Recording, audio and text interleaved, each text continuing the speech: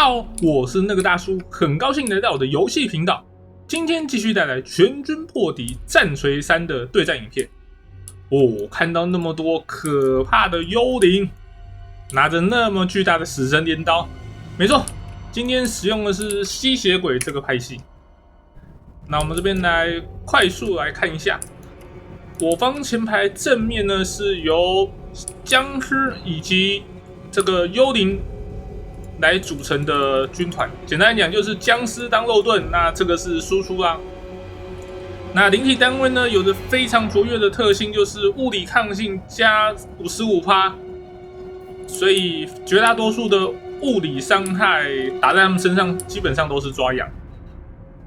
那僵尸呢没什么好讲的，就是负责被打。这两队混在一起的时候，多多少少有些伤害会被僵尸给吸收。那旁边呢，这边总共有2队的血宝骑士，这个非常好用。那一队呢是骑枪，冲锋加成比较高的，然后这一队呢冲锋加成还好，就各有各的优势啊。一边冲锋加成低，但是武器威力会比较高；那冲锋加成比较高，但是武器威力会比较低一点点。就等于说这一队就是你要常常去做冲锋，要一直反复去做那个动作，它才会有带出它的效果出来。那如果比较不太喜欢反复做冲锋的话，就使用这种冲锋加成比较低的，就是绝大多数就是贴上去，然后就一直打。那你想到的时候再把它拉开，差不多就是这样子。那后面呢放了一队是这个幽冥引擎，它非常的好用啊，而且它这边可以帮忙补血，以及范围内的友军可以灌注魔法攻击，这样的话哪怕是僵尸也是可以，就还不错，蛮好用的。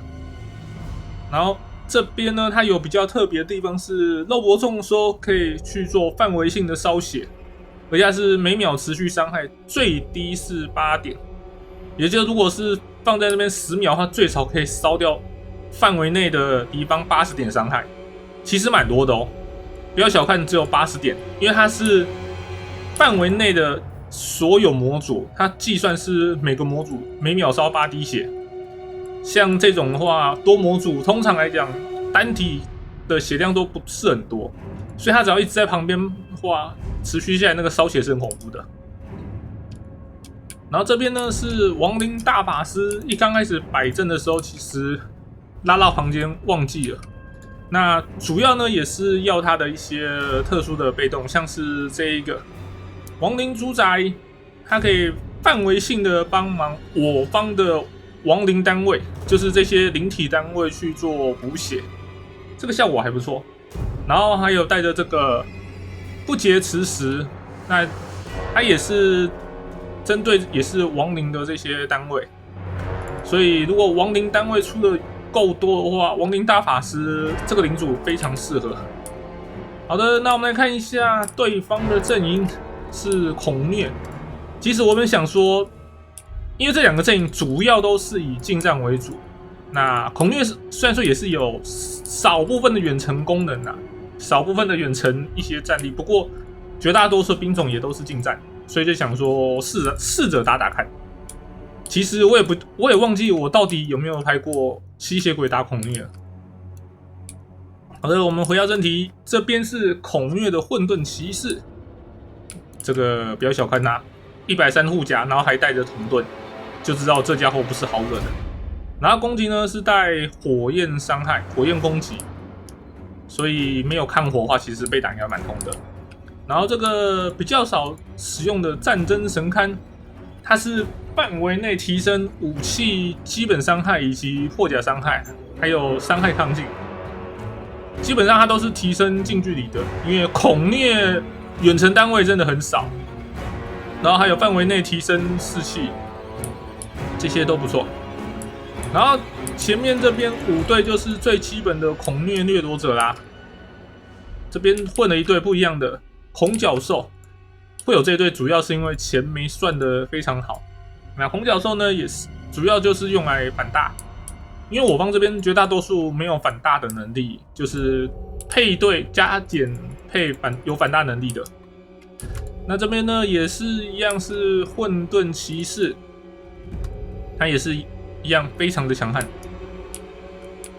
然后后面呢就配了一对这个牛头怪，它这只主要是用来反步兵的，可以用非常快的速度把对方的步兵线给瓦解。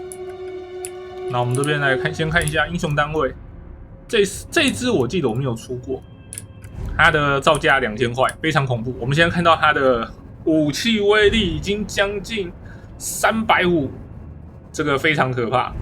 加上种种加成量过后，这家伙根本是一只单体巨兽，而且它本身又是算大型模组，这个非常的可怕。好，我们这边可以看一下，它每击杀一个单位呢，这边就会逐渐累积，逐渐变强。然后它这边还有一个被动，就是在肉搏中的话，可以造成范围内也是烧血，不过它烧的没有到很多，是每秒5点伤害，最少每秒5点伤害这个样子。好，这边还有一些主动技能啊，这家伙就是一个非常可怕的存在。那我们看一下领主，我确定这领主我没用过，这是我第一次让他登场，是瓦基亚。我们看一下设定上来讲，他好像是性别好像是女性吧，大概。然后他是一个反大的飞行领主，然后他本身他是带着铜盾，算加减可以啦。而且他的攻击是带有魔法哦，这边要注意。所以说，如果那些灵体被他打到，其实还是一样会很痛。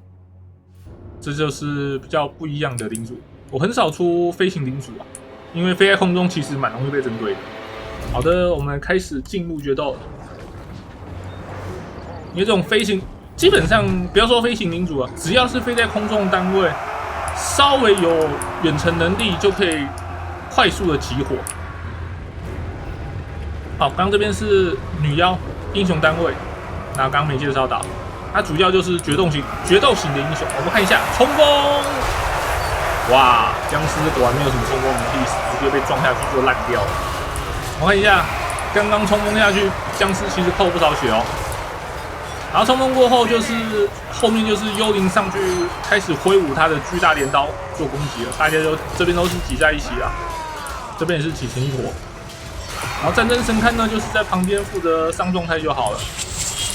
好，我方这边画面带过来已经差不多残血了，拉了2队的骑兵去撞对方的混沌骑士，然后还有拉了一队幽灵去过来帮忙斩杀。也就是这边他这一队这么快蒸发，是因为同时被3个输出单位击中，然后这边领主跳下来要拯救，然后外加把牛头怪给拉过来。好的，我们这边看一下他这一队混沌骑士是直接蒸发没有的哦。那我们看一下这边对方另外的骑在干嘛？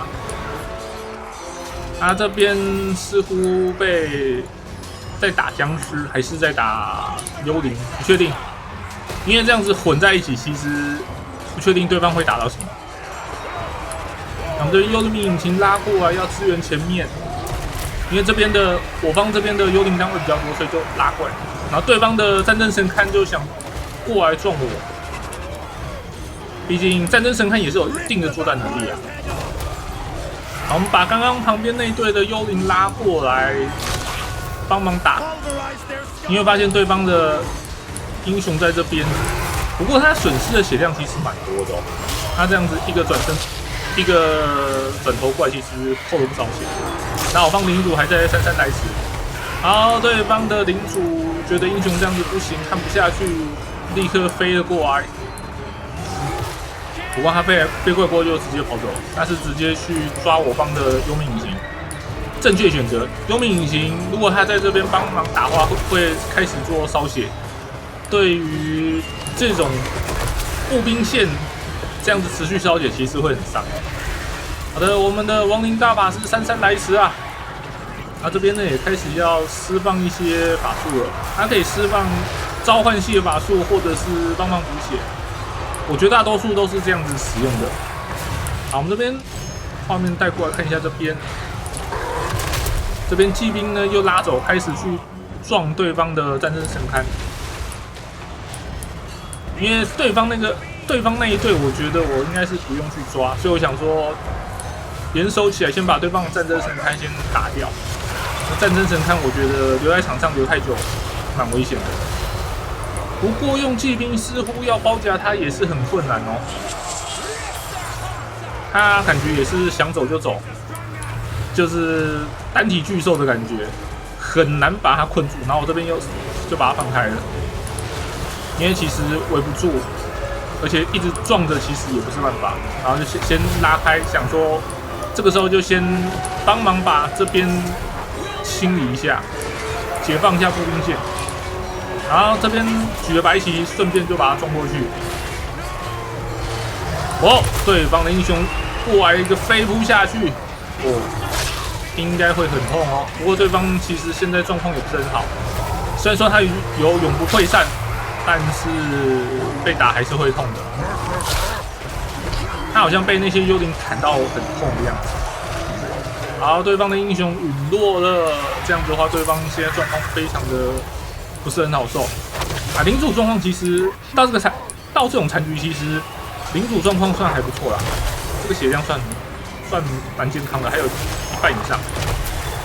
但是他面对下来的军队其实很多，因为基本上绝大多数都跑掉了。那这边我们看一下他的牛头怪，其实非常健康。这个活到现在其实状况非常好，哪怕是他这一队是没有反大型的，但是跟血宝骑士对撞，其实也没有算是落下风哦，也还算是可以打。反而是我方的血宝骑士差不多要被打退了，然后我这时候又拉了另外一队过来要帮忙打。好，这个下去，对方士气没了。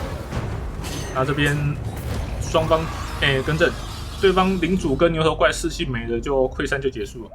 牛头怪其实斩杀掉不少东西，他这边输出其实算蛮多的。然后这个是他有走过来撞到的，跟幽冥引擎一样。幽冥引擎它那个烧血烧死人，好像是不会去看出来的。我中间是有让他去掺杂到步兵群里面帮忙撞个几下，有时候刚刚有一段时间有放在里面帮忙撞。啊，其实主要是因为看上孔虐他本身法术比较少，所以带了非常多的幽灵下去跟他砍。其实这样砍下来，感觉上好像还可以，因为他虽然说有些部队有魔法伤害，但是目前这样看下来，感觉好像还可以打。不过牛头怪这个成绩让我觉得蛮惊讶的。然后这一队应该就是刚开场直接被夹杀的那一队，所以他基本上没有做到事情。那这个领主瓦基亚，刚整体看下来觉得怎么讲，飞行领主真的是看起来是蛮强的，但是前提是对方没有远程武器的状态下。如果今天这边有假设是矮人，然后可能带个2队的雷鸣枪手，看他在空中，大概他很快就会下来了，我是这么觉得。虽然说他有盾牌，但是他的盾牌是铜盾，我觉得面对2到3队起火的话，他可能很快就陨落。好的，那以上就是今天所有影片内容啦。如果喜欢的影片，帮我点个赞，并且分享出去。我是那个大叔，我们下次再见，拜拜。